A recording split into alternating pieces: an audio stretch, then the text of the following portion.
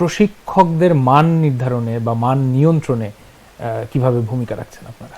আচ্ছা, এটা একটা চমৎকার একটা পদ্ধতি আছে। আপনারা জানেন যে এনএসডিএ, জাতীয় দক্ষতা উন্নয়ন অথরিটি, এনএসডি এর একটা সুনির্দিষ্ট মানদণ্ড রয়েছে। তারাই এটার জন্য ক্ষমতাবান।